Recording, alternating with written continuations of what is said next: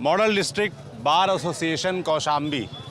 हम कौशाम्बी ज़िले आ चुके हैं। दी लल्लन टॉप की यात्रा क्या हाल है यूपी कौशाम्बी पहुंच गई है और यहाँ पर बहुत दिन से वकीलों से बात नहीं हुई थी, तो हमने कहा वकीलों से बात करके देखी जाए कि वकील क्या सोच रहे हैं।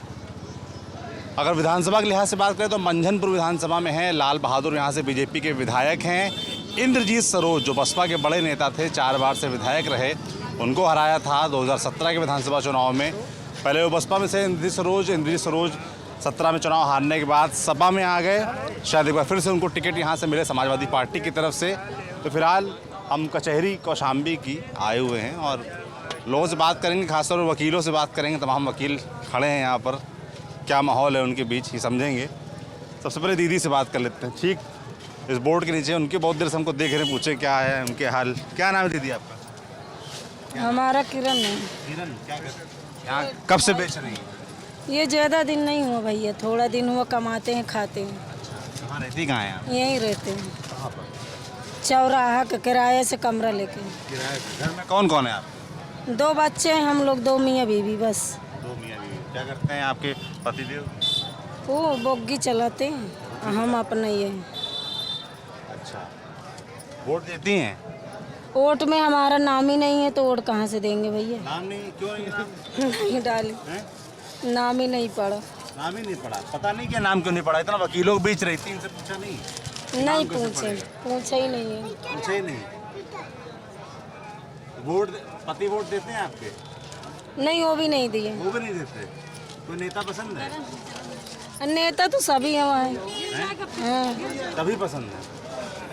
अच्छा, कोई है जो आप लोग के लिए काम कर रहा है? हाँ, सब लोग ही काम कर रहे हैं सभी लोग अपना काम कर रहे अपना। हैं। भारत की जनता बिल्कुल, कई लोग बहुत असंतुष्ट दिखते हैं, कई लोग बहुत ही ज़्यादा संतुष्ट दिखते हैं। तमाम वकील हैं यहाँ, उनसे बात करते हैं। क्या नाम है आपका? वीरेंद्र मिश्रा। वीरेंद्र जी, जी यहीं के रहने वाले हैं? जी मंझनपुर विधानसभा। जी। नहीं चायल। चायल। अच्छा, चायल यहाँ की दूसरी विधानसभा है कौशाम्बी ज़िले की। 3 विधानसभाएं हैं, सिराथू, मंझनपुर और चायल। 3 विधानसभाएं हैं यहाँ पर। क्या माहौल है इसमें? किस चीज़ का? आपके मंझनपुर का क्या माहौल है? क्या मुद्दे हैं यहाँ के? तो मुद्दा बताइए ना, किस चीज़ का, वही तो बता रहे हैं। क्या मुद्दे क्या हैं? विकास से जुड़े क्या मुद्दे हैं? विकास तो हो ही रहा है, देख रहे हैं। हाँ, क्या विकास हो रहा है? रोड बन रही हैं, सड़कें बन रही हैं। रोड और सड़कें एक ही चीज़ हो गई हैं? सड़कें बन रही हैं हाँ, मंझनपुर। हाँ। पहले सड़कें नहीं थी? नहीं थी। विकास हो रहा है, तेज़ी से हो रहा है। विकास मतलब आप लोग वकील हैं भाई, आप लोग जिरह करते हैं, तमाम लोग न्याय दिलवाते हैं। उस लिहाज से मैं पूछ रहा हूँ, आप कह रहे हैं कि विकास का क्या पैमाना है? विकास का पैमाना ये है कि भाई सड़कें सब साफ़ सुथरी हो रही हैं, बन रही हैं, सब लोगों को रोज़गार मिल रहा है। सब लोगों को रोजगार मिल रहा है? हाँ। अच्छा, मुस्कुराहट आ भी कुछ और। नहीं, विकास हो रहा है रोजगार कैसे मिल रहा है? भाई। रोजगार मिल रहा है जो लोग। हाँ, कटोरे भी मिलता है? हाँ, क्या नाम है आपका? अमृतलाल भारती। क्या करते हैं आप? राजनीति करते हैं? हाँ। किस पार्टी से जुड़े हैं? किसी पार्टी से ले, सोशल वर्कर हूँ। Social worker? हाँ। नहीं, राजनीति करते हैं, सोशल वर्कर है? सोशल वर्कर हूँ। Social worker. हाँ। क्या कह रहे हैं आप? हम आप भाई साहब कह रहे हैं जो पूछना चाहते हैं आप पूछिए, हम कहेंगे। इन्होंने बताया कि भाई रोजगार सबको मिल रहा है। कहाँ मिल रहा है? कटोरे में मिल रहा है। कटोरा जो बजवाए हैं, ताली बजवाए, उसमें रोजगार मिल रहा है। टीजीटी की अभी परीक्षा हुई है, 91 लड़कों को फेल किया गया है, सबको वेटिंग लिस्ट में डाल दिया गया। केवल सामान्य वर्ग का ही आदमी क्वालिफाई किया है, केवल सामान्य वर्ग का ही आदमी क्वालिफाई किया, और उत्तर प्रदेश की जो है जनता और अन्य कास्ट के लोग नहीं क्वालिफाई किए, तो रोजगार कहाँ से मिला? रोजगार की चलिए बात हो और बात करेंगे। और क्या मुद्दे हैं मंझनपुर विधानसभा के, कौशाम्बी जिले के क्या मुद्दे हैं? किन मुद्दों पर चुनाव लड़ा जा रहा है? हम चुनाव की बात नहीं कर रहे हैं। चुनाव जिनको लड़ना है मुद्दे क्या हैं? मुद्दे क्या हैं? हम मुद्दे पे आम भी बात आदमी के नहीं क्या करें। मुद्दे हैं? हम मुद्दे पे भी बात नहीं करेंगे। हम सोशल वर्कर हैं, कोई मुद्दा नहीं है मेरे पास। क्या करते हैं सोशल वर्क में? आप क्या करते हैं? हमको सोशल वर्कर में सोशल वर्क का जो कार्य होता है वो किया जाता है। क्या कार्य होता है? किस तरह से मदद करते हैं? लोगों के निःशुल्क मदद किया जाता है, निःशुल्क मदद किया जाता है, कोई पैसा का लेन देन नहीं किया जाता है। कुछ करते क्या हैं? निःशुल्क क्या मदद करते हैं?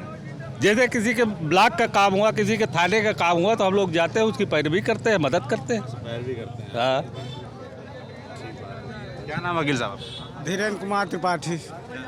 कब से कर रहे हैं वकालत? हम यहाँ पर जनपद न्यायालय में 22 साल से हैं। 22 साल से। पहले जो है यहाँ पर हमारी दुकान थी, टाइपिस्ट स्टाम्प वेंडर थे, अब वकालत करने लगे। अच्छा, फिर LLB कर लिया? कर लिए, LLB कर लिए, प्रैक्टिस शुरू हो गई। प्रैक्टिस शुरू हो गई। क्या मुद्दे हैं यहाँ के? यहाँ के मुद्दे, अब यहाँ पर अच्छे शैक्षिक संस्थान की कमी है और थोड़ा बेरोजगारी है, उसको भी सुधार की आवश्यकता है।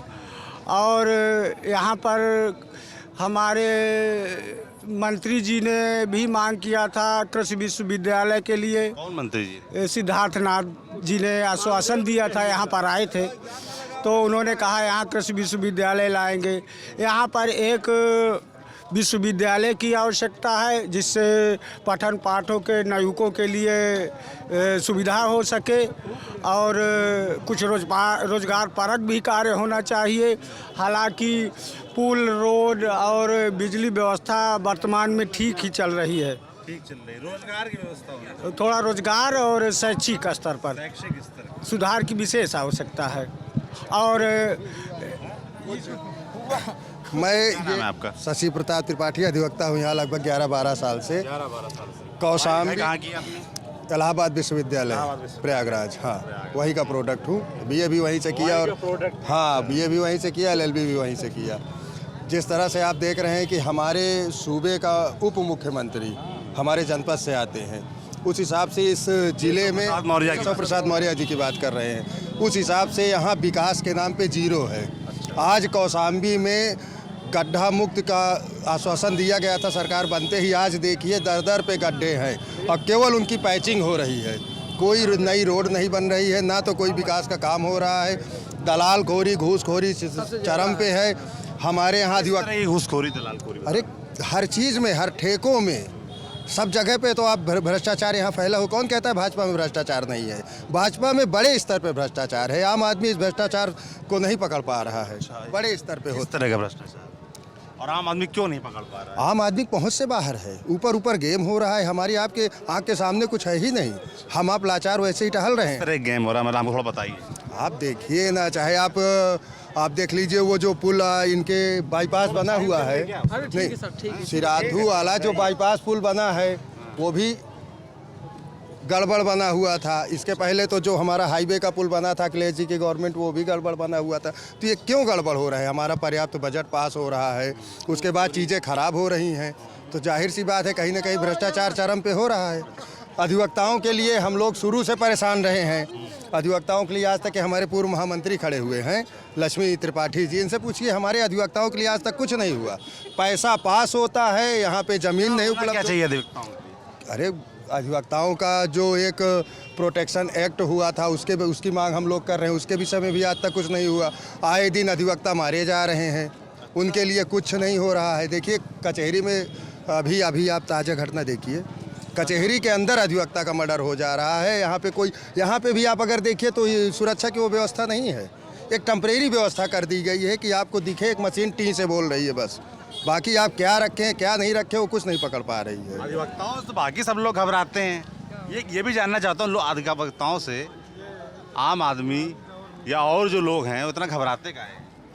ये फर्जी चीज़ है, ये लोगों के दिल में एक भय पैदा कर दिया गया है। क्यों, किसने पैदा किया है? समाज ने। भाई अधिवक्ता से ज़्यादा समाज के प्रति समर्पित कोई तबका नहीं है। जितना अधिवक्ता समाज के लिए तत्पर रहता है, रात दिन समाज का काम करता है, और सबसे ज़्यादा समाज में अधिवक्ता असुरक्षित है। आगे आइए। क्यों असुरक्षित है? हमारी बात आप ही को रखिए। अधिवक्ताओं के लिए कोई सुरक्षा की व्यवस्था नहीं है। किस तरह की सुरक्षा चाहिए? जान माल की सुरक्षा, भाई वो तो अकेला चलता है अपनी। तो अधिवक्ताओं को किस बात का खतरा है? जान का खतरा है। क्यों? भाई जो बदमाशों के हौसले बहुत बुलंद है इस सरकार में। अच्छा। इस सरकार में जो बदमाश हैं वो बिल्कुल उनके हौसले बुलंद है। सरकार तो कह रही होगी आदित्यनाथ सरकार की हमने लॉ एंड ऑर्डर पे बहुत सख्ती की है। सिर्फ कागज पे है, सिर्फ कागज पे, सिर्फ सोशल मीडिया पे है। बाकी धरातल पे अधिवक्ताओं की सुरक्षा के लिए कोई व्यवस्था नहीं है। अधिवक्ता की सुरक्षा की बात नहीं कर रहा हूँ, आप कह रहे हैं कि लोग सुरक्षित नहीं हैं। हैं? मगर सरकार का तो दावा रहता है कि भाई लॉ एंड ऑर्डर पे हमने अच्छा काम किया, सबसे नंबर 1 पर उसको रखते हैं। केवल ये बात सोशल मीडिया में केवल उनके ही लोग प्रचारित कर रहे हैं इस बात को कि ये सरकार बहुत अच्छी चल रही है, बहुत ही जो है कोई भय नहीं समाज में, कोई डर नहीं, लेकिन ये ठीक इसके उल्टा है। समाज बहुत भयभीत है, समाज जो है भय व्याप्त है समाज में। थोड़ा इधर ये रोड है दरअसल, ये है ना, डिस्टर्ब हो रहे होंगे लोग। कौन बोला है ये? कौन बोला था अभी? नहीं खूब बीजेपी की बुराई करो, उससे क्या होगा? हैं, क्या नाम तुम्हारा? जी संदीप कुमार। क्या करते संदीप? पढ़ाई करते हैं। पढ़ाई करते हैं। क्या पढ़ाई कर रहे हैं? सर इस समय ग्रेजुएशन मेरा कंप्लीट हो रहा है, 2nd ईयर। अच्छा, क्या दिक्कत है बीजेपी से आपको? अरे बहुत दिक्कत, पूरा करप्शन, पूरा भ्रष्टाचार फैला हुआ है जब से सरकार बनी है। झूठे झूठे वादे। आज तक किस तरह के भ्रष्टाचार का सामना किया बताओ? कहे नहीं, अभी हम बाइक से लेकर जा रहे थे बाइक से, और उसका हमारे पास हेलमेट नहीं था, और जो चेकिंग लगाए थे वहीं से निकल रहे थे, उनका ही जान काट उसको, और उनके पास हेलमेट नहीं था, उनको वापस जाने दिए, और वह वहीं से निकल रहा था और मेरा चालान काट दिए। अब बताइए क्या मतलब? हेलमेट नहीं लगा दिए, सही था? नहीं, मान लिया चलो ठीक, मैं उनसे बोला सर मेरे पास नहीं है, और उनसे बताया कि मैं तहसील जा रहा हूँ और वहीं से आ रहा है। तहसील जाने वालों को छोटो नहीं चाहिए छोट तो फिर जो और दूसरे उनके क्यों नहीं चालान काटे? और क्या जिनको जानते हैं उनका गलत किया। ओके, गलत पर किया तुम सही थे। वही तो कर, मान लिया हम गलत कर, लेकिन सरकार की निगाहों पर तो हम दोनों लोग वही बराबर है ना, तब फिर उनके लिए क्या ना क्या। हाँ, और क्या, और ये सब है, और बहुत भ्रष्टाचार यहाँ आए दिन कत्ल मर्डर होते रहते। न्यूज़ खोल के देखिए 24 घंटा पूरा फीस वगैरह से इतना बढ़ गई, क्या कहते हैं हम लोग बेरोजगार। कहाँ एक दूसरे को आइडिया दे रहे हैं क्या? इन्होंने कहा भाजपा की बुराई करिएगा, आप उनको आइडिया दे रहे हैं क्या? रिश्तेदारी है कोई? नहीं, आपको मैं तो जानते भी नहीं हो कौन है। हाँ, मैं नहीं इनको जानते हो ना, बताओ, मैं काम कराने आए थे अपना। अच्छा, तुमको मौका दे रहे हैं बीजेपी की बुराई करने, देखो क्या बताओ क्या होगा? नहीं, बुराई क्या, पूरा देश बुराई कर रहा है, मैं ही क्यों कर रहा हूँ पूरा? और क्या, अभी 2-3 वकील साहब आए, उन्होंने बताया कि कमियां क्या है तुम्हारे हिसाब से? क्या क्या वो आप हमसे कमियां पूछ रहे? पूरा देश कमियां ढूंढ रहा है। तुम भी तो वोटर होगे, वोट देते होगे। आपके बेरोजगार सुनिए, उसको बोल रहे केशव प्रसाद मौर्य डिप्टी सीएम यहाँ के, उन्होंने PWD का पूरा मतलब बोला कुछ रोड कंप्लीट, जहाँ से उनका घर है चलो सिरादुर, वहीं से नहर वाली रोड जाती है, चल के देख लो रोड के कैसे कर बनवाए हैं। पूरा कौशाम्बी विकास नाम पे कुछ नहीं है, वही जो मेन रोड थी उन्हें बनवा देने, चलो कौशाम्बी में दिखाए रोड कैसे। मैं तो कहते हैं कि ये जो सांसद जी बोलते हैं, विधायक जी बोलते हैं कि हमने उनको आवास दिया, मैं कहता हूँ आवास इनको एक आवास दे दिया, फ्री में राशन देने से पेट नहीं भर जाता। चलो मैं उनके घर दिखाऊं, कसम से गांव में जाकर कहीं मीडिया वाले जाएं और उनके घर में जाएं, देखें किस तरह गरीबों की ज़िंदगी है। एक एक घर के चले, किनका आवास मिला है, किनका लोगों का घर कच्चा है। क्योंकि अभी मैं बोल रहा हूँ या यहाँ भी दिक्कत बोलने में है, अगर मैं से ज़्यादा किसी की बुराई कर दूंगा तो मुझे भी जान का खतरा है, क्योंकि बीजेपी मुझे भी खतरा है। और क्या, मुझे इसलिए कि इस पर क्यों नहीं मीडिया पत्रकार को मार दिया गया है, कहीं नहीं मारे हैं, वहाँ कहाँ है जो याद नहीं आ रहा मुझे, मारे है कि नहीं उसको? आप खुद ही आप पता है मीडिया वाले मारे है कि नहीं? अगर ज़्यादा बुराई करूँगा तो मार दिया जाऊँगा। और क्या करो तो मार दिया जाता है। क्या नाम है? शोएब नाम है मेरा। मैं पढ़ता हूँ सर। क्या पढ़ाई कर रहे हैं? इंजीनियरिंग का फाइनल ईयर के स्टूडेंट हूँ।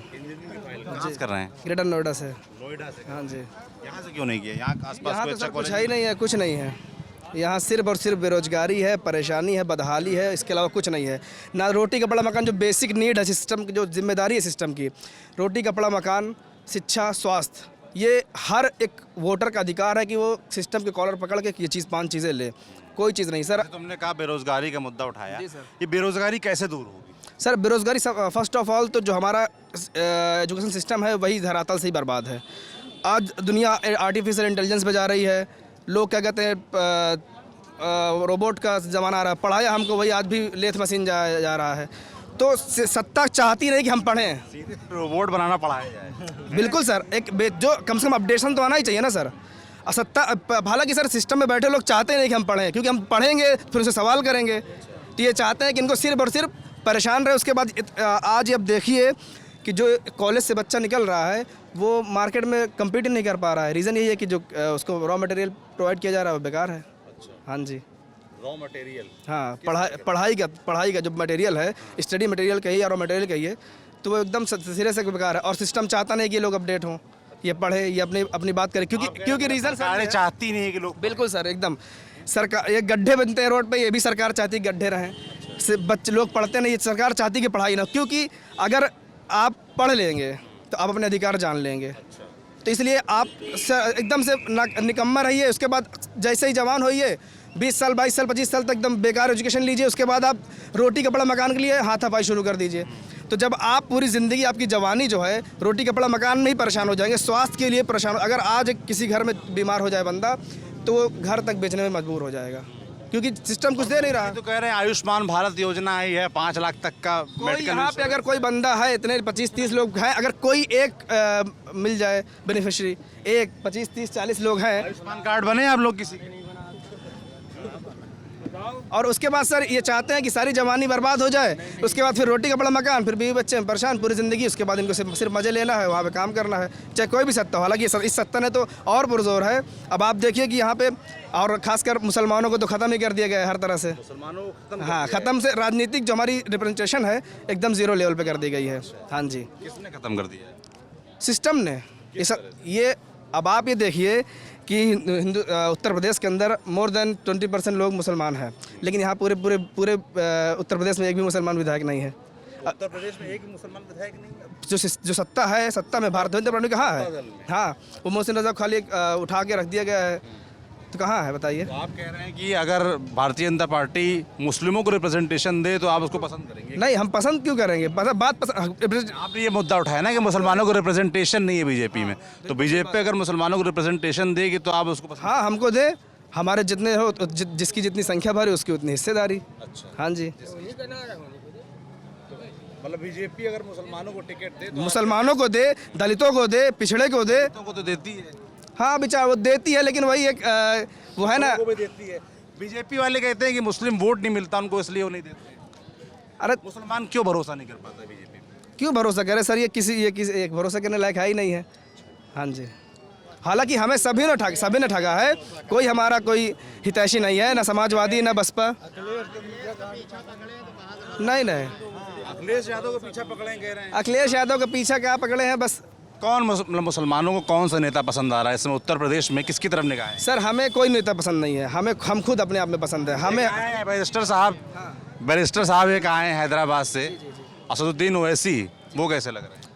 ठीक है, संविधान में उनको हक है अपना, वो आए लड़े। कोई देखिए वैसे ही आए, राजभर आए, आप ये देखिए चंद्रशेखर आज़ाद आए, और आपके काफ़ी लोग आ रहे हैं। लोग उसको ऐसा नहीं कि वही आए हैं, सब लोग आए, सबको हक है लड़ने का, और संविधान में उसको हक है, कोई थोड़ी है कि वो कहीं से आए हैं। तुम नौजवान भी हो और तुमने मुसलमानों का मुद्दा भी उठाया, तो मैं ये समझना चाहता हूँ कि भाई सरकार है, सरकार क्या करे, बीजेपी क्या करे जो आप लोग को लगे कि हाँ आप ठीक मामला है? सबसे पहले तो सर हम लोग को इंसाफ दो। किस तरह का इंसाफ? इंसाफ ये सर कि अब आप ये देखिए कि अभी राजस्थान में एक अंसारी करके टीचर है, गवर्नमेंट टीचर, उन्होंने मजाक में एक पोस्ट कर दी पाकिस्तान के, जैसे मीम चलता है तो सरकाज़म, तो आज ज़माना सरकाज़म का है, सरकाज़म में उन्होंने एक मीम शेयर कर दिया, उनको क्या कहते हैं, उठा के कहते हैं UAPA लगा दिया गया। बताइए, मतलब हमें आज भी जो है देशभक्ति प्रूफ करने की ज़रूरत है। हमसे बड़ा देशभक्त मैं अपने आप को हम लोग तो खुद देश के वफादार हैं, तो वफादारी आज भी प्रूफ करना पड़ेगा। तो ये तो कितनी सर गलत बात है। हिंदुस्तान में झंडा लहराते हैं पाकिस्तान का, कौन लहराता है? अभी करंट में अभी क्या हुआ है, जब अभी इंडिया हारी है, पाकिस्तान मैच जीता है, तो जो है रहते इंडिया में, खाते इंडिया की हैं, सब कुछ करते इंडिया में है, और झंडा लहराएंगे पाकिस्तान का। किसने लहराया? मुस्लिमों ने लहराया भैया, मुस्लिमों ने लहराया। देखा आपने? हमने मोबाइल पे देखा, न्यूज़ पे देखा, हर जगह देखा, सोशल मीडिया में देखा, बिल्कुल देखा। अच्छा, यहाँ और आप लोग वकील भी हैं जी, मैं ये समझना चाहता हूँ कि कानूनी रूप से क्या ये जुर्म है? थोड़ा एक समझना चाह रहा हूँ मैं, लीगल पर्सपेक्टिव में समझना चाहता हूँ। कोई यहाँ पर जानकार है? नहीं, जुर्म नहीं है, मैं बता रहा हूँ, जुर्म नहीं है। एक क्रिकेट खेल को अगर आप देश की, मेरा अमित कुमार नाम है, एक क्रिकेट खेल को अगर आप देश की तुलना करेंगे तो हमारे मुस्लिम भाई भी देश के बॉर्डर पे हमारे देश के लिए, रक्षा के लिए रात दिन एक किए हैं। वो क्या, अगर उनके नीचे गंदगी होती, उनके दिमाग में अगर गद्दारी होती तो वो देश की सेवा करते? बताइए आप। कुर्बानियाँ तो हमने भी दी है बहुत, कुर्बानियाँ। क्या नाम है आपका? साकिब हुसैन। कुर्बानियाँ तो हमने भी बहुत दिया देश के लिए। हाँ, अब एक पक्ष पे आप सबको एक तरफा देखते हैं, हिंदू अलग हो गया, मुस्लिम अलग हो गया। इससे पहले बहुत सी सरकारें थी आई, हिंदू मुस्लिम का कोई विवाद नहीं था। आखिर यही सरकार आने के बाद विवाद क्यों हुआ? हाँ, सबको ही पढ़ा लिखा है, सबको मालूम है इसका रीज़न क्या, छोटा बच्चा भी जानता है। इससे पहले था, हिंदू मुस्लिम नहीं था, कहीं भी नहीं। हमारे दोस्त आधे हिंदू हैं, मुसलमान भी, मैं तो मुसलमान ही हूँ, काफ़ी हैं, दिन भर बात करते हैं, खाते पीते, उठते बैठते हैं। खाली यही सरकार में क्यों ऐसा? बताइए, खाली इसी सरकार में क्यों हिंदू मुसलमान की बात होती है? हिंदुस्तान में रह करके हिंदुस्तान की क्या आलोचना करना सही है?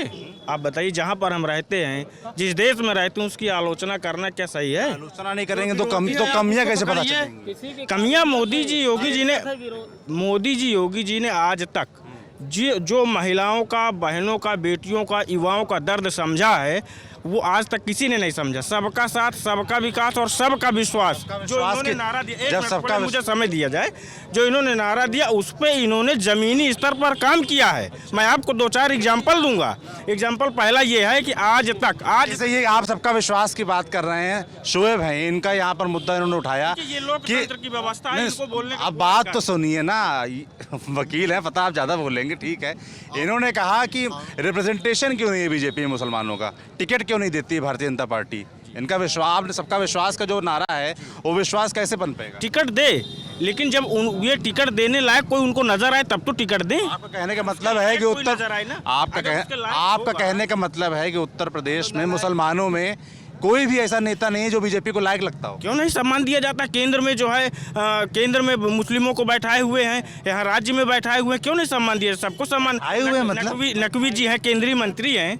हाँ, विधानसभा में टिकट क्यों नहीं देते? आपने कहा कोई लायक लगे तो जब के लिए मैं बाहर का महामंत्री हूँ। आपका मेरा नाम तुषार तिवारी। इतना आपने भरा हुआ, थोड़ा थोक दिए भाई। सुनाई नहीं देगा ना? नहीं देगा, आप सुनो तो। आपने जो आरोप लगाया कि भारतीय जनता पार्टी, यहाँ 2 भाई खड़े, उन्होंने आरोप, अगर कोई भी आरोप लगा रहा कि भारतीय जनता पार्टी मुसलमानों को नेतृत्व नहीं देती, तो आप पहले भारतीय जनता पार्टी का इतिहास जानो। यहाँ की जिला कमेटी, अल्पसंख्यक कमेटी उसने बनाई है। भाई साहब, विधानसभा की टिकट की बात हो रही है, चुनाव लड़वाने की बात हो रही है, अल्पसंख्यक सेल की बात नहीं हो रही है। आप हमें एक मिनट आप हमें एक ऐसा कैंडिडेट मुस्लिम बताओ जिसने भारतीय जनता पार्टी के बैनर पोस्टर लगा रखे हो कि हम भारतीय जनता पार्टी की फल्ला विधानसभा सीट से चुनाव लड़ेंगे। एक ऐसा बैनर पोस्टर आप दिखा सकते हो? पार्टी के लिए काम करता है। मतलब अल्पसंख्यक सेल क्या करता है? अल्पसंख्यक सेल निकालता है, लेकिन नहीं निकल पा रहे। निकल एक तरफ आप कह रहे हैं अल्पसंख्यक सेल है, आपको खुद विश्वास नहीं हम पे, आपको खुद विश्वास नहीं हम पे। आप पहले हम पे तो विश्वास करो। उस विश्वास को जीतने के लिए आपने क्या किया? हमने, आप चले जाइए गोरखपुर, बाबा जी के मठ में देख लीजिए, वहाँ पे कितने मुसलमान भाइयों को उन्होंने किराए में दुकान दे रखी है। अगर हम मुस्लिम मंत्री हैं, जो वहाँ का खुद का रसोइया है बाबा जी का, वो खुद मुस्लिम है। क्या नाम है? अब नाम नहीं बता सकता। कहाँ से पता चला आपको? ये लीजिए। अरे पता कहाँ से चला? अरे मैं भी किसी सुना हूँ। सुना है आप? हाँ, ये है 100 में। एक चीज और सुन लीजिए आप। एक मिनट मंत्री जी, देखिए, आज से 10 वर्ष पहले उपरोक्त जो भी सरकारें रहीं, महिलाओं का, बहुओं का कोई आज तक दर्द समझा नहीं है। माननीय प्रधानमंत्री जी ने जो शौचालय दिया है, अगर 4 बजे उनको, 1 मिनट सुन लीजिए आप मेरी, अगर उनको 4 बजे शौच लग जाती थी तो 2 घंटे 4 घंटे उनको दबा के बिताना पड़ता था कि 4 घंटे हो जाए, शाम हो जाए, तब हम शौच के लिए जाएं। उन महिलाओं का दर्द, अगर को शौचालय मिल गया है, बिल्कुल, अरे कार्रवाई की है भैया। अगर प्रधान ने नहीं दिया है तो कार्रवाई किया मोदी जी ने। नंबर 1 बात। दूसरी बात, आप में हम देख रहे थे, हम देख रहे थे कौन मर रहा है, कौन जी रहा है, कौन उठा रहा है, ऐसे सबको पता है। जितने लोग मरे हैं ज़्यादातर उसमें मुसलमानी सपोर्ट किए हैं, कंधा दिए, कुछ भी दिया। फेसबुक पे देखिए, कहीं भी मुसलमान अगर हमारा भाई है तो हमारा सहयोग करेगा ही ना भाई। मुसलमान हमारे यहाँ कोई हिंदू मुस्लिम थोड़ी नहीं है, हम तो गंगा जमनी तहजीब को इन्होंने शुरुआत की। इन्होंने कहा कि रहते यहाँ हैं और झंडा पाकिस्तान का। हम बता रहे हैं ये गलत है, ये महानालायक है। अगर मुस्लिम भाई शोएब हैं, ये शोएब ये कह रहे हैं कि हमेशा हमको वफादारी क्यों साबित करनी पड़ती है? इसलिए कि आपके कृत्य कुछ ऐसे हैं, जैसे एक मछली होती है, वो गंदी होती, पूरा तालाब होता। जो आतंकवादी पकड़ा जाता वो मुसलमान होता, तो लोगों के दिमाग में जाता कि अरे ये तो वही है। मान लीजिए कोई एक आदमी पकड़ा गया हमारे यहाँ, सबको आप उसी निगाहों से ना अगर हमने इस निगाह से देखा तो राष्ट्रपति कैसे बना दिया? ऐसे अगर हमने इस निगाह से, तो आतंकवाद था, उसका भी तो यहाँ पूजा हो रही है। कोर्ट से भी तो आतंकवादी था, उसकी भी तो पूजा कर रहे हैं। जिसको हमारे इतिहास ने आतंकवादी कह रखा है, उसकी पूजा हम कैसे करेंगे? यहाँ पे शुरू माफी वीर सावरकर हैं, माफी वीर सावरकर हैं, स्वतंत्रता सेनानी कहाँ? उन्होंने उस आंदोलन के खिलाफ में माफी मांगा था, वो माफी वीर सावरकर हैं। आप उनको वीर सावरकर मत कहिए, माफी वीर सावरकर हैं वो। नहीं, लेकिन इतिहास क्या कहता है? इतिहास वीर सावरकर कहता है। इतिहास जो है तो पढ़ो ना लिखा है तो इतिहास क्या कहेंगे? इतिहास जो लिखा हुआ है, जो सो कॉल है हमारे जो तथाकथित है, वो उन्होंने इतिहास लिखा है। कौन? अरे अब क्या सब चीज बताया जाए? वो कोई दूसरे नहीं थे जिन्होंने इतिहास लिखा है। आप तमाम वकील खड़े हैं यहाँ पे। मैच बात हुआ कि भारत पाकिस्तान के मैच के बाद कुछ लोग इन्होंने कहा कि लोग झंडा लहरा रहे थे, पटाखे फोड़ रहे थे। मैं कानून के लिहाज से समझना, आप समझिए मैं सुनिए तो प्लीज सुनिए तो मैं समझना चाह रहा हूँ कि क्या वो लीगल टर्म्स में कोई अपराध है? वो जी हाँ, लीगल टर्म्स में अपराध है। आप किसी दूसरे देश का झंडा आप अपने देश में नहीं लहरा सकते। पाकिस्तान हमारा शत्रु देश है। उस बाबर आजम को गले लगाए, रिजवान को गले लगाए, सर पे हाथ फेरे, वो अपराध है क्या? भावना है भैया, तो हम खेल भावना है। मोहम्मद शमी उस दिन अच्छा परफॉर्म नहीं कर पाए, उनको घेरा गया। कौन घेरा? Social media. कौन घेरा? Social media. आप गए, हम लोग कहाँ गए? हमारा तो वो भाई है, हमें याद है उसने 5 विकेट लिया था, उसकी वजह से हम जीते थे। उसको कैसे भूल जाएंगे? पाकिस्तान शत्रु देश है हमारा। उस देश से हमारे देश के संबंध व्यापार भी अच्छे नहीं है। हाँ, व्यापार होता है, व्यापार होता है, वो आयात निर्यात। और शत्रु देश और अगर मान लीजिए कोई मुस्लिम यहाँ पे उनका झंडा फहराता तो ये गलत है। और ये सारे मुस्लिमों के लिए, ऐसे मुस्लिम जो हमारे देश में रहे। हमको पाकिस्तान, अफगानिस्तान, चीन और यमन, सऊदी अरबिया से हमसे क्या सरोकार? हमसे क्या? हम हिंदुस्तान से मतलब, हमें भारत से मतलब है। हमें दुनिया से, हमें आप क्यों जोड़ते हैं? हमें क्या मतलब है? भारत में रह करके हिंदुस्तान का फिर नारा लगाया जाए ना, अगर आपको हिंदुस्तान से मतलब है तो। बिल्कुल, अभी यही तो मैं भैया यहाँ पे सुनिए, अब आपको बता दूं, आज 7 साल तक नहीं लगाते थे, लेकिन 7 साल से लगाते हैं। 7 साल जब से भारतीय जनता पार्टी की सरकार आई है, तभी से ये तिरंगा लहराने लगे हर मदरसे में। उससे पहले क्या करते थे? नहीं लहरा रहे। आप इतिहास वकील साहब से मेरा एक बहुत दबाना हम्बल एक सवाल है कि जो आरएसएस हेडक्वार्टर है, वहाँ तिरंगा कब से फहरने लगा? बताइए थोड़ा। किस आरएसएस के इतिहास में आरएसएस का स्वयं एक झंडा है। आरएसएस उस झंडे के तले अपना काम करती है। तिरंगा क्यों नहीं लहराया? तिरंगा, अरे बाप रे बाप, आपने देखा नहीं? आपको आरोप लगाना है?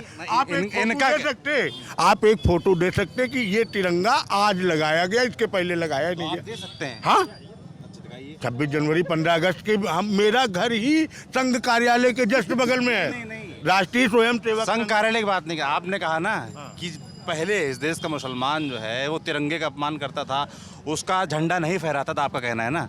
जब से भाजपा सरकार आई तब से जय करने लगे हैं भारत माता की। हाँ। उससे पहले नहीं करते? इसमें ना पहले क्या करते? उसके पहले तो इतना हरियर दिखाई देते हैं कि रास्ता में निकला मुख्य धर्म का झंडा है तो क्या दिक्कत है? इतना झंडे से आपको क्या जरूरत? दिक्कत क्या है? नहीं, अरे भाई भगवा, अब ऐसे तो लोग बोलने लगे कि भगवा झंडा क्यों लहराते हैं? जवाब सुन लीजिए। मेरा सवाल सुनिए पहले। आपने कहा हरा झंडा लहराते थे, अभी यही यहाँ तमाम लोग हैं वो कहने लगे कि जो हिंदू हैं वो भगवा झंडा क्यों लहराते हैं, या आरएसएस जो भगवा झंडा क्यों लहराता है? तब आप सुन लीजिए, आप उस झंडे को अपने घर पे टांगिए, आप रोड पे लगा दिए, रोड पे जनमानस चल रहा है, तो जब कोई हिंदुओं की यात्रा होती है तो भगवा झंडा नहीं लगता? रोड पे नहीं लगता, खंभों में लगता है, खंभों में लगता है भैया। आप कभी भी देखिए, सांप्रदायिक मामला है, जो जिसका धर्म है वो उस हिसाब से अपने धर्म को माने। ये लोकतंत्र है, अपने अपने हिसाब से अपना धर्म आदमी मान सकता है ना, तो इसमें क्या जरूरत है किसी धर्म को आपत्ति करने की? हर आदमी स्वतंत्र है ना। रोड में बैठ के नहीं ज्यादा करने की व्यवस्था थोड़ी ना है कि जो है अव्यवस्था हो जाए। रोड में बैठ करके नमाज अदा भाई पुलिस प्रशासन, पुलिस जी, हाईवे का अजुआ भी तो नहीं जाम होना चाहिए।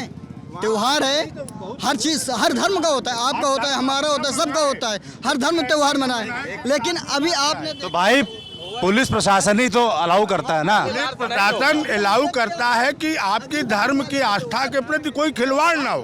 और शांति व्यवस्था मान लीजिए कहीं नमाज पढ़ी जा रही है, कहीं यात्रा निकल रही, पुलिस ही तो व्यवस्था कब खड़ी रहती, उनकी सुरक्षा में पुलिस ही तो खड़ी रहती, हम आप तो नहीं जाते। यात्रा तो हर धर्म की निकलती है। तो उसमें क्या दिक्कत है? घूमने की आपको है भाई साहब। मुझको दिक्कत सिर्फ ये है कि जब आप झंडे सड़कों में गाड़ दोगे, जनमानस वहां से निकलेगा, एक्सीडेंट होगा।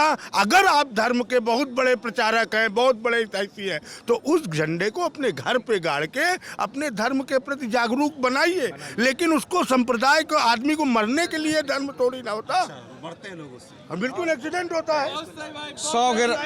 100 ग्राम के झंडे से आदमी का एक्सीडेंट नहीं होता है। आप झंडे का डंडा देखते कितना बड़ा रहता है, 4 फुट 5 फुट, उससे एक्सीडेंट से आदमी कैसे मर जाएंगे? जैसे वकील साहब कहा है 2012 से लेके और 2017 तक का क्या नाम है? मेरा नाम राजा सिंह है। राजा सिंह। क्या करते हैं राजा? हाँ, पूरब खेती करता हूँ, पूरब शरीर का रहने वाला हूँ। हमारा देश जब से आज़ाद हुआ, आपस में हिंदू मुस्लिम सिख ईसाई लड़ रहे हैं। हाँ, ये कोई अपना धर्म नहीं बता रहा। यहाँ अगर विदेश में गया था, सऊदी अरब में, बोले कि अगर उनको फुलूस चाहिए तो अपने भाई पैसे दे दो, तो अपने भाई को मर्डर कर देते, और पैसा दे दो अपनी माँ बहन बेटी बेच देते। वहाँ जिस देश में अन्न और जल, पंछी से लेकर पशु तक, आदमी तक मुलाहा खाता हो, उस देश में ही नहीं जो है वहाँ के लोग दिन में एसी में सोते हैं, रात में ऐशबाजी करते। और जिस देश में अन्न जल सब हमारे देश में है, 1000 नहीं 1,00,000 वर्ष पहले इतिहास गवाह है, भारत में चक्रवर्ती राजा होते थे ना, उसको सब भूल गए। हमारे देश में आपस में ही नहीं, कोई नहीं इतिहास उठाता है और न कोई धर्म पालन करता है। अपने देश में हमारे यहाँ गुलाम का कैसे हुआ है जानते हो? हमारा देश के ही लोग जो है गुलाम बनाए। दुश्मन को जो बैठाओगे, जगह दोगे, जब तो हमें गुलाम बनाए। आप कहना चाहते हैं कि हिंदू मुसलमान जो विद्वेष वो नहीं होना चाहिए। हमारा वैसे मैं ये समझना चाह हाँ, हमारा कहना ये है कि आज भी यहाँ का मुसलमान, पाकिस्तान का मुसलमान, अरब कंट्री में जानते हो खारजी मानते, खारजी कहते हैं खाने में बिक गए, हिंदू से मुसलमान बन गए। उनको जो है मुसलमान नहीं मानते। भैया अगर हमारे देश का हिंदू मुस्लिम तरीके से वो सब चीज जब बताएंगे जो आप जानना चाहते, थोड़ा ये और यहाँ पर बातचीत में और एक भाई साहब, और जब से हमारे मोदी जी हो गए, हाँ, 1000 वर्ष पहले से आज तक वो 125 करोड़ को, हर जनता को, हर धर्म को एक मानते हैं। हाँ, आज तक कोई माई का लाल 1000 वर्ष हो गए नहीं माना। आज हमारे योगी मोदी जी हैं, पाकिस्तान जिंदाबाद का नारा न लगाएं, कम से कम हिंदुस्तान में रहकर हिंदुस्तान की माटी पर हैं और पाकिस्तान जिंदाबाद की बात करते हैं। बताइए कौन करता है? अरे वहीं जो ये कश्मीर में जो ये छात्र हैं, पाकिस्तानी छात्र हैं, जो वो जिंदाबाद माने जिंदाबाद करते हैं पाकिस्तान। हमारे देश में रहकर, हमारे हिंदुस्तान में रहकर, अगर तुमको हिंदुस्तान नहीं अच्छा लगता तो पाकिस्तान चले जाइए ना, आप पाकिस्तान चले जाइए। हमारा कहना ये है, हम जानते, आप हमको, मैं भी मुस्लिम, मैं इंडियन हूँ। हाँ, मैं मानता हूँ, मैं सुनो मैं बता रहा हूँ, अगर मैं तो नहीं मानता, मेरा ये देश है, मैं अपने देश की तारीफ करूँगा, अपने देश की हमेशा करूँगा। अगर आपको, आपकी गवर्नमेंट को अगर इतनी नफरत है तो आप फिर क्यों चीज़ मंगवाते कीजिए, सारे डिब्बे बंद कर दीजिए। किससे बंद कर दें? बंद कर, आपकी गवर्नमेंट है अभी, वो तो बन सकती है ना। जी, क्या नाम है आपका? मेरा नाम प्रदीप कुमार मिश्रा। शांत हो जाइए, शांत हो गई बात। हम अपने देश का नारा लगाएंगे ना, हम पाकिस्तान का क्यों ना लगाएं? अच्छा, जैसे यहाँ पे थोड़ा हिंदू मुसलमान वाली बातचीत होने लगी, क्या नाम है आपका? केटी द्विवेदी है डॉक्टर। मैं ये समझना चाहता हूँ कि ये हिंदू मुसलमान ज़रूरी है कि इस देश में और मुद्दे ज़रूरी हैं? देखिए, हमारा भारत देश धर्मनिरपेक्ष देश है और यहाँ पर हिंदू और मुसलमान में खाई उत्पन्न करके सांप्रदायिकता उत्पन्न करना बिल्कुल गलत है। राष्ट्र के विकास की बात होनी चाहिए, विकास के मुद्दों की बात होनी चाहिए। और हिंदू मुस्लिम का ये जो राजनीतिक पार्टियों द्वारा एक ड्रामा करके और अपना अपना वोट बैंक कंप्लीट किया जा रहा है, इसको तत्काल प्रभाव से चुनाव आयोग को रोकना चाहिए। और हमारे भारत देश के संविधान में, भारत देश का संविधान ही हमारा धर्म है और उसमें सभी धर्मों को सम्मान देने की बात कही गई है। जो महामंत्री जी अभी कह रहे थे कि इस देश का मुसलमान जब से बीजेपी सरकार आ गई है तब से भारत के पक्ष में नारे लगाने लगा है और तिरंगा फहराने लगा, उससे पहले नहीं फहराता था। देखिए, ये तो राजनीतिक पार्टियां जो कि भारतीय जनता पार्टी की विरोधी पार्टियां हैं कुछ, उनके द्वारा सांप्रदायिक सौहार्द बिगाड़ने का काम किया जा रहा है और उनके ही कुछ जो लोग हैं, गिने चुने लोग ही ऐसा कर रहे हैं। बाकी हमारे यहाँ हिंदू मुस्लिम में सदैव से एकता रही है और आज भी एकता है। गांव में आप चले जाइए, हर जगह पूरी तरह से एकता है। कोई भी इस बात को नहीं मानने के लिए तैयार है कि हिंदू मुस्लिम में कोई खाई है। कोई खाई नहीं है आप कह रहे हैं? नहीं। अच्छी बात है। जैसे शोएब हैं, ये कह रहे थे कि हमेशा मुसलमानों से ही क्यों ये अपेक्षा रखी जाती है कि वो साबित करें कि वो भारत के लोग हैं, वो भारत को मानते हैं। एक बार फिर से आप क्वेश्चन करिए। मैं कह रहा हूँ शोएब हैं यहाँ पर, ये मुझसे भी कह रहे थे कि हमेशा मुसलमानों को ये क्यों साबित करना पड़ता है कि वो भारत के पक्ष में हैं, भारत के नागरिक हैं, भारत की तरफदारी करते हैं, सपोर्ट करते हैं। हमेशा इनसे सर्टिफिकेट क्यों मांगा जाता है?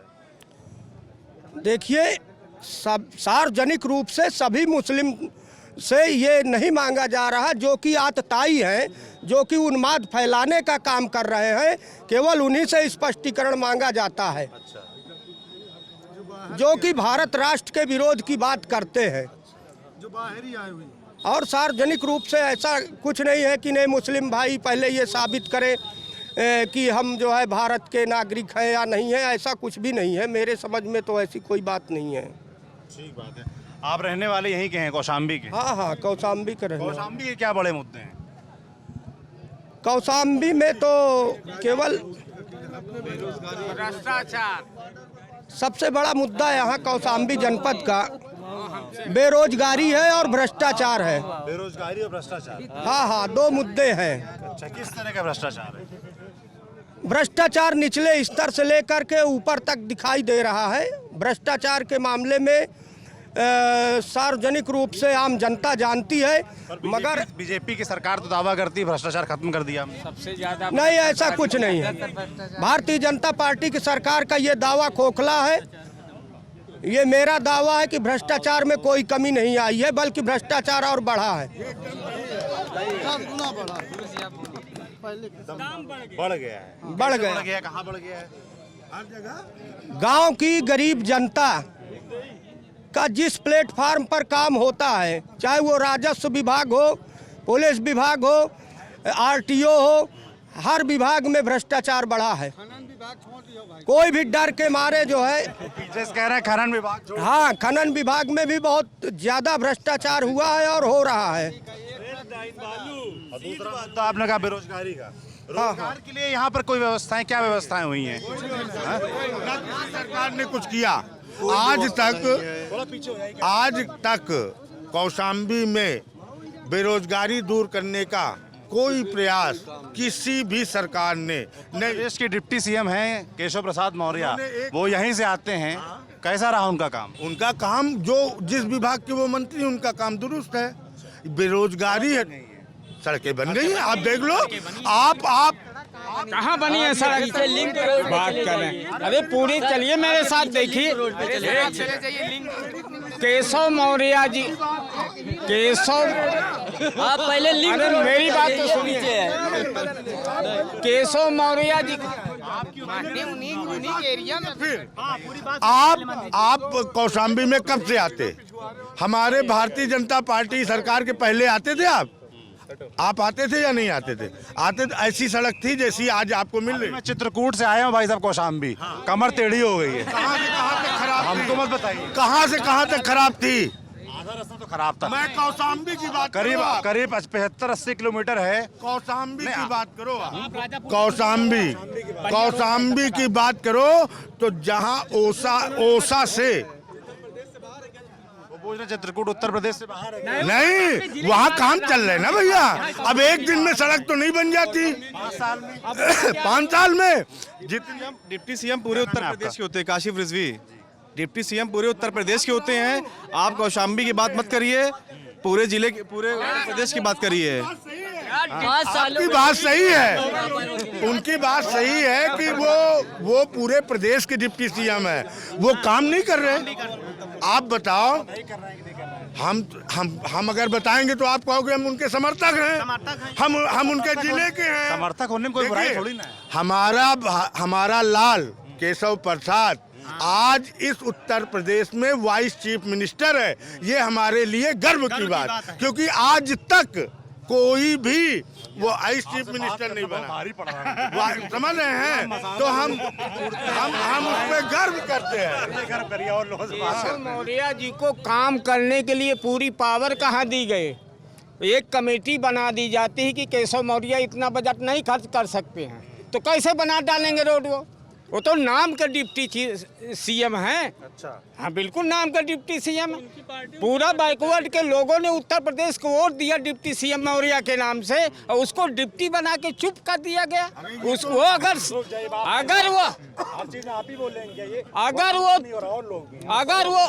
अगर वो चीफ मिनिस्टर होता तो आज देश प्रदेश का बैकवर्ड शेड्यूल्ड कास्ट मुस्लिम सामान नाराज ना होता। वोट लिया गया बैकवर्ड के नाम से, मुख्यमंत्री नहीं बनाया गया, गलत बात है। इसीलिए गड्ढे नहीं भरे गए, नहीं बनाया गया। मुख्यमंत्री नहीं बनाया इसलिए परेशान किए हैं आप लोग।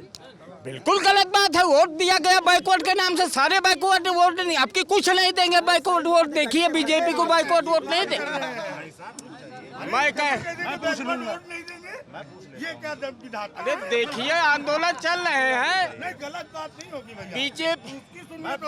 मैं पूछ लूंगा उनसे यार, यहाँ पे 1-on-1 डिबेट नहीं हो रही ना भाई साहब, सबसे बात करूंगा ना। आप ठीक है महामंत्री, ये रोड बनाना ही कौशाम्बी का विकास नहीं है। उस रोड के विषय में ये पता करना कि कितने गरीबों की मजदूरी मारी गई है। सर पेट्रोल 105 में कर दिया गया है, रोड बनवा दी गई है, अब पेट्रोल 105 में है, गाड़ी कहाँ चला है?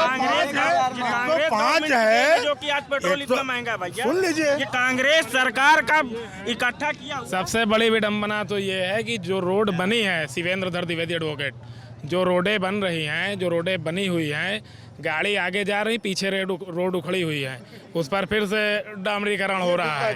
ये इतना तगड़ा भ्रष्टाचार हुआ है कि कौशाम्बी नहीं, डिप्टी आपके सिराथू में जहां से ये 2012 में विधायक चुने गए, सिराथू से इनकी राजनीति चमकी। माननीय डिप्टी सीएम श्री केशव प्रसाद मौर्य जी की, उनको विशेष तौर पर अगर वो मुख्यमंत्री बने हैं, उप मुख्यमंत्री उत्तर प्रदेश को सिराथू की जनता की देन है। सिराथू के लोगों को उनको विशेष ध्यान रखना चाहिए था। कहीं भी भ्रष्टाचार होता वो अलग का विषय, जिम्मेदारी उनकी बनती है पूरे उत्तर प्रदेश की, किंतु अपने गृह जनपद सिराथू विधानसभा के लिए उनको विशेष तवज्जो देना चाहिए था। अगर यहाँ की रोडें बन रही हैं तो उसको अच्छे तरीके से बनवाना चाहिए था, ये नहीं कि पीछे बन रही है, पीछे कोई उपयोग नहीं। मैं एक मिनट भाई साहब, आप थोड़ा शांत हो जाइए। गेस्ट हाउस बन गया आपका रोड में, अब इनकी सुन, बस अड्डा बन गया। मेरा नाम विमल मिश्रा है, एडवोकेट विमल मिश्रा। इन्होंने कहा सिराथू में के विधायक होते हुए क्या काम किए। सबसे बड़ा उपहार गिफ्ट उन्होंने दिया है ओवरब्रिज बनाना। सबसे बड़ी दिक्कत वहाँ जाम की समस्या थी। सारा दिन रुक जाइए। विकास के नाम 6 लेन रोड बन रही है, हर जगह आपको ओवरब्रिज मिलेगा, हर जगह ओवरब्रिज मिलेगा। यहाँ कुछ नौजवान साथी हमको मिले, उन्होंने पूछा रोजगार के लिए क्या किया? रोजगार के लिए बताइए, आत्मनिर्भर भारत बन रहा है, रोजगार की बात कर रहे हैं, ये बताइए मुझे। रुक जाइए, महंगाई बढ़ रही है, आपकी आय बढ़ रही है, महंगाई की बात कर रहे हो, आपकी आय भी बढ़ रही है। कैसे बढ़ रही है? आपकी आय बढ़ रही है, बताइए, ये बताइए। वही दूध, मैं मान लीजिए मैं दूध बेचता हूँ, वही दूध पहले 25 रुपये लीटर मिलता था, आज 40 रुपये लीटर दूध बेच रहा हूँ मैं। आय बढ़ी कि नहीं बढ़ी, ये बताइए आप। बिल्कुल पहले रुक जाइए। मेरी पेशी पहले 50 रुपये थी, अब मैं 200 रुपये पेशी ले रहा हूँ। मेरी आय बढ़ रही है। जिसको मेरा जो सवाल था वो ये था, भाई साहब सुन लूंगा यार, रुक जाइए, किसान के जानवर, रुक जाइए, मैं पूछ लेता हूँ ना। आपने सड़क वाली बात हो गई, कुछ नौजवान साथी उन्होंने बेरोजगारी की बात की, रोजगार के लिए क्या हुआ मुझे बताइए। रोजगार के लिए बताइए, उत्तर प्रदेश में छोड़िए, आपके जिले की बात कर रहा हूँ, कौशाम्बी, इलाहाबाद, यहाँ पर क्या हुआ? रोजगार के मामले में मैं कौशाम्बी की बात कर रहा हूँ। कौशाम्बी एक नकल का गढ़ था, पूर्ववर्ती सरकारों ने उसको गढ़ बना दिया। इतने भाई साहब मैं रोजगार की व्यवस्थाओं की बात कर रहा हूँ ना, रोजगार की बात कर रहा हूँ, रोजगार पे आ ही रहा हूँ मैं। हाँ नकल नहीं नहीं नहीं नकल करवा के इतने गधे पास हो गए बच्चे। फिर नकल रोजगार के लिए क्या व्यवस्था, कोई इंडस्ट्री सेटअप हुई हो, लोग नौकरियां कैसे मिलेंगी, सरकारी सबको दे नहीं पाएंगे। आप जाइए, आपके नजदीक में कादीपुर में मेडिकल कॉलेज बन रहा है, बनने दीजिए, रोजगार मिलेगा, रोजगार मिलेगा। मेडिकल कॉलेज बिल्कुल बिल्कुल बिल्कुल बिल्कुल बिल्कुल अच्छे अच्छे लड़के बाहर से आएंगे, रोजगार मिलेगा। इनकी सरकार पूर्ण रूप से फेल है, कहीं भी कोई रोजगार की व्यवस्था नहीं है, पूरा नवयुवक बिल्कुल बेरोजगार है, जिनके रोजगार थे वो भी छिन चुके हैं। आप कह रहे हैं सब अच्छा है, मुझे 5 काम गिनाएंगे भाजपा के सरकार के 5 साल में क्या हुए बड़े। एक तो सड़क हो गया, आपने बताया हाईवे पुल सड़क, और बताइए रेलवे रेलवे अरे रेलवे बेच कहाँ दिया, जो देखिए प्राइवेट रेलवे में क्या किया, रेलवे में हमारे भरवारी में दिल्ली की ट्रेन रुक रही है। अब पहले लोगों को दिल्ली जाने के लिए इलाहाबाद जाना पड़ता था, और ट्रेन रुक रही है। मैं सुन लेता हूँ विकास इनकी नज़रों में क्या है, मैं समझना चाहता हूँ। विकास किसानों का ले लीजिए, किसानों का आप देखिए, यही गेहूँ, पहले गेहूँ बिकता था, एक बोरी DAP नहीं आती थी, आज की डेट में गेहूँ 1950 रुपए में गेहूँ बिक रहा है। आप भाई साहब रुक जाइए, मैं पूरा प्रदेश घूम के रुक जाइए भाई साहब, मैं पूछ लूँ, मैं पूरा प्रदेश लगभग आधा प्रदेश हम लोग घूम चुके हैं। जो आप कह रहे हैं 950 1900 किसान को मिल रहा है, नहीं मिल रहा भाई साहब। नहीं, आप किसान नहीं है ना, मैं किसान हूँ, बेच रहा हूँ। अच्छा, मैं किसान हूँ, मैं बेच रहा हूँ। कितना आपका पैदा हुआ? बिल्कुल, एक ट्रैक्टर ला के मंडी बेचा हूँ मैं 1975 रुपए में। धान में पूरे भारत की समस्या इस समय जानवर है। किसान अपने घर पे आराम से सो नहीं रहा है, वो चारपाई लेके अपना पैरा बिछा के पुआल जिसको बोलते हैं, खेत की रात दिन रखवारी कर रहे हैं, छुट्टा जानवर। औरतें बहुत गाली देती हैं, जो नील गाय और देसी गाय खेत चले जाओ तो मटर खा जाओ तो लौंडे मेहरगोल का छोड़ के भाग गोवंश पे। आप किसान हैं, आपको दिक्कत नहीं? मैं भी किसान हूँ, पीड़ित मैं भी हूँ, लेकिन एक गाय के मुद्दे पे, एक गाय के मुद्दे में एक हिंदू, एक सब किसान, एक पार्टी। सुनिए, इस देश के अंदर की संस्कृति, मेरा नाम प्रदीप कुमार मिश्र, मैं एडवोकेट हूँ। मैं ये कहना चाहता हूँ कि इस देश के अंदर जो छुट्टा की व्यवस्था ये कमी बताई जा रही है, इस पर मैं सिर्फ ये कहना चाहूँगा कि ये जितने भी जानवर हैं, ये कौन सी मानसिकता है? गौ माता माँ, और जो संस्कृति ये मानती है मेरी माँ, क्या इस माँ को कसाई के दम पे बांध रखा था? केवल एक शब्द योगी ने कहा था कि यदि मेरी सरकार बनी तो स्लेटर हाउस बंद करवा दूंगा। उसके बदले में क्या आया? विपक्षी लोगों ने क्या किया? इसमें न योगी का कोई जानवर है, न कोई मोदी का जानवर है, ये एक मानसिकता का जानवर है जो माँ की रक्षा नहीं कर सकता, धरती की रक्षा नहीं कर सकता। जानो इनसे पूछिए कि पिता कौन है? हम जानवर की औलाद हैं, ये हम जानवर की औलाद हैं। रुक जाइए, हम जानवर की औलाद हैं, हम जानवर की औलाद हैं। रुक जाइए भाई साहब, एक पशु है, मैं जाऊं, मैं चला, रुक जाइए, शांत। हो गया। गौ माता के नाम पर ये बहस खत्म करनी पड़ रही है। सवाल थे मेरे पास, और तमाम सवाल थे, पर चलिए देखते रहिए लल्लन टॉप।